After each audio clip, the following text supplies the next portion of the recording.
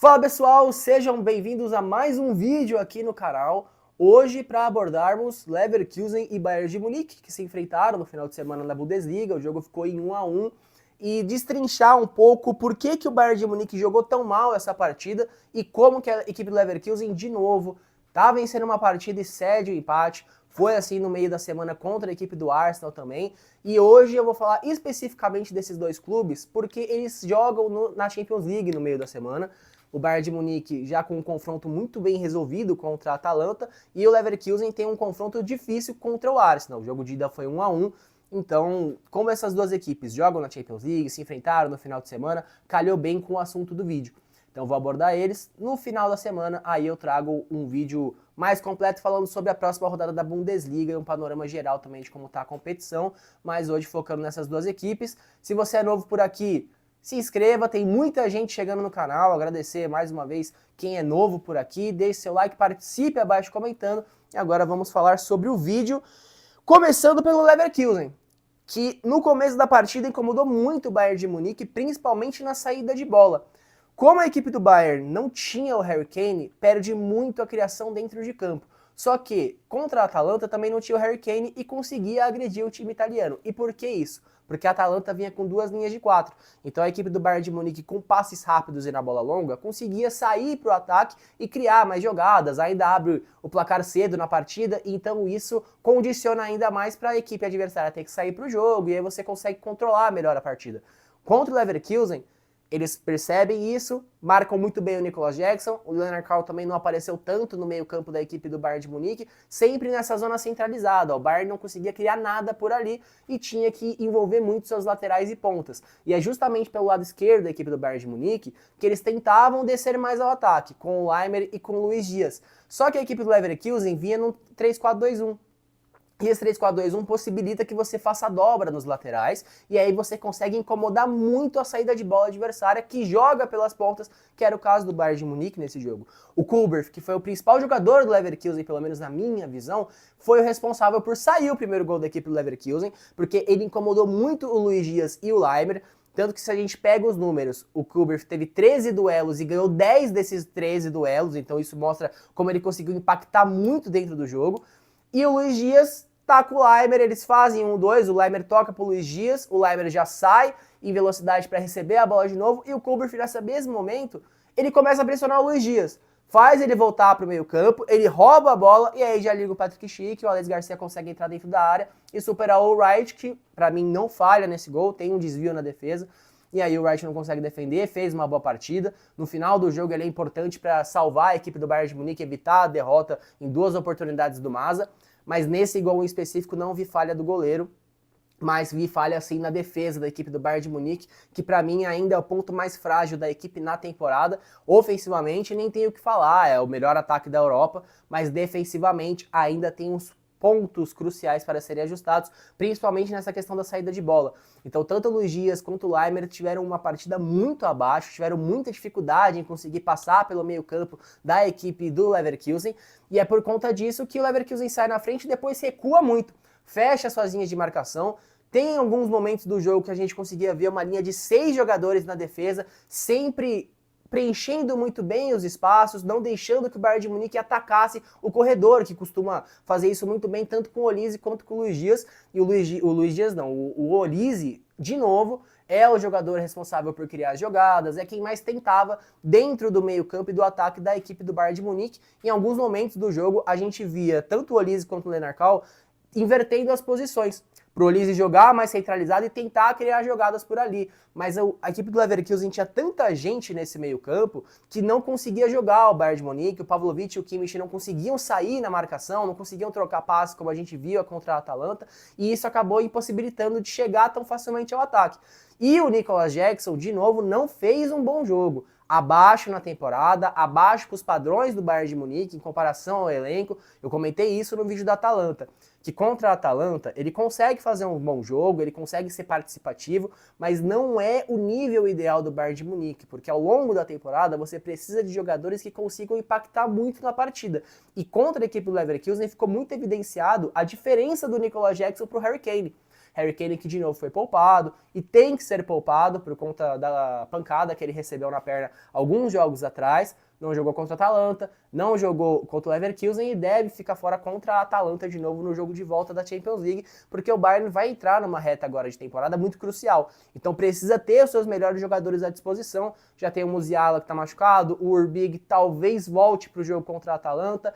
O Alphonso Davies treinou hoje sem bola, então preocupa, mas também dá indícios que pode retornar, já que ele machucou de novo na semana passada. Então o Bayern tendo muitas dificuldades com o departamento médico de novo, igual na temporada passada. Por isso o Harry Kane vem sendo poupado e tem que ser poupado, já que ele vem sendo o melhor jogador do mundo nessa temporada, os números dizem por si só.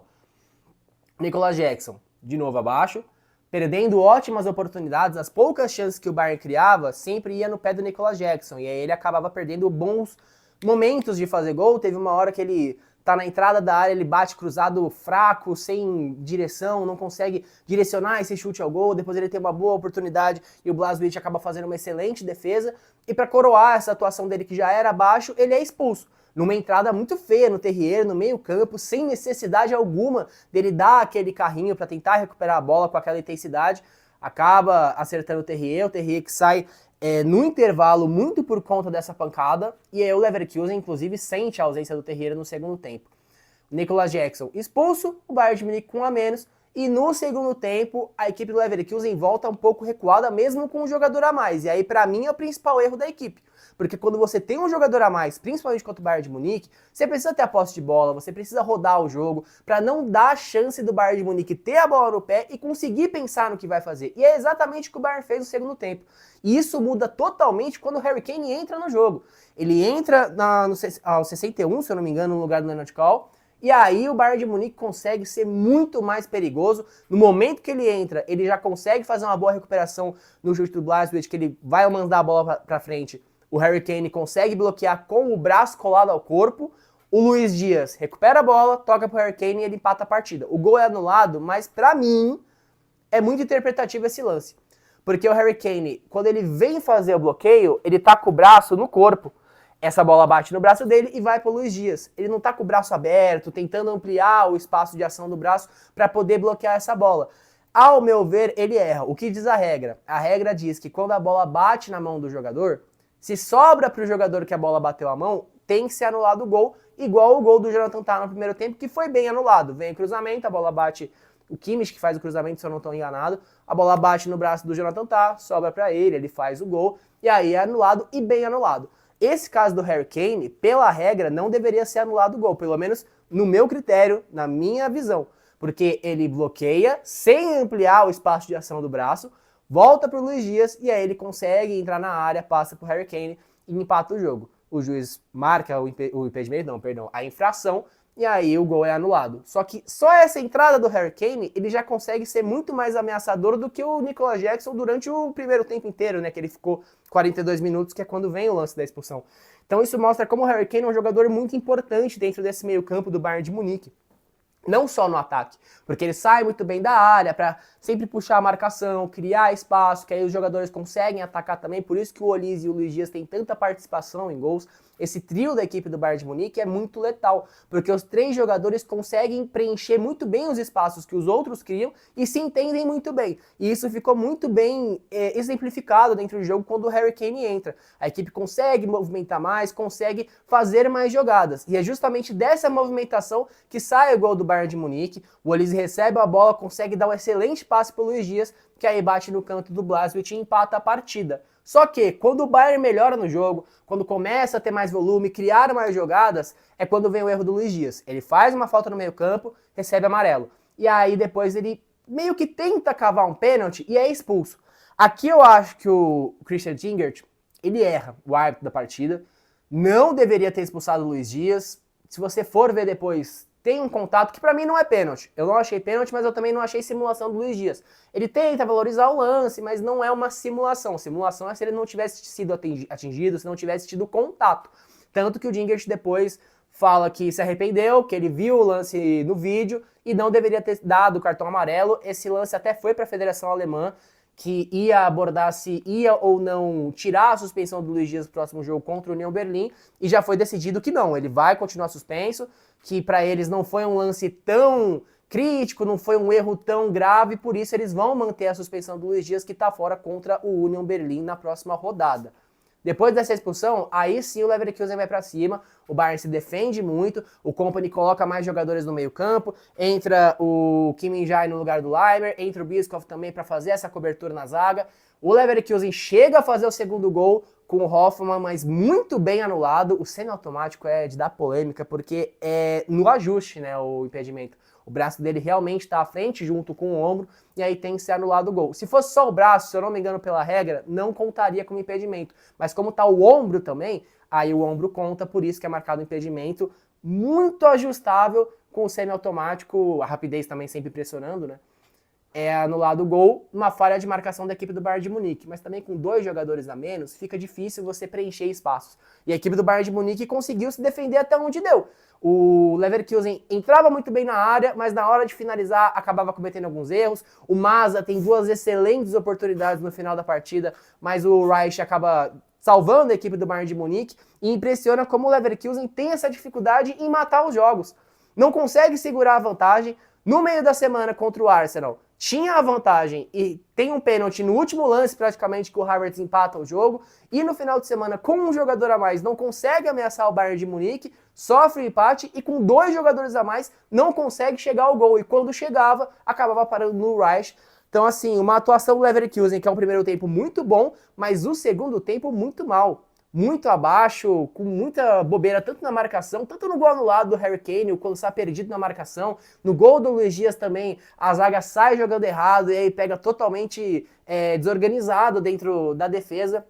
Então o Leverkusen precisa ajustar esses pontos, porque contra o Arsenal não vai ter espaço para esses erros.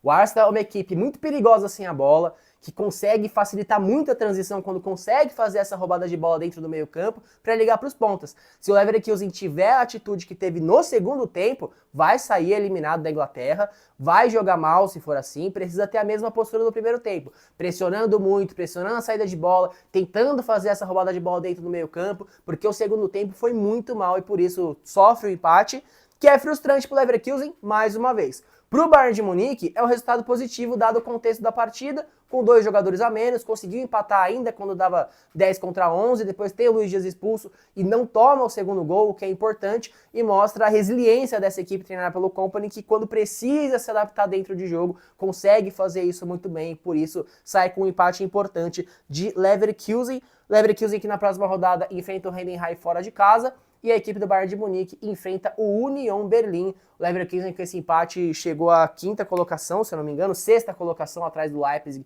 que tem 47 pontos, e o Bayern segue livre, leve e solto na liderança, passando pelo Olise. Mais uma boa partida dele, mais uma assistência, chegando agora a 17 assistências, lembrando que o recorde da Bundesliga são 21 assistências do Thomas Müller na temporada de 19-20, se eu não me engano, ou 18-19, mas o recorde é do Thomas Müller, e o Olise tem tudo para passar e fazer o novo recorde da Bundesliga, assim como o Harry Kane também deve muito provavelmente quebrar o recorde de mais gols numa edição, o recorde que é do Lewandowski.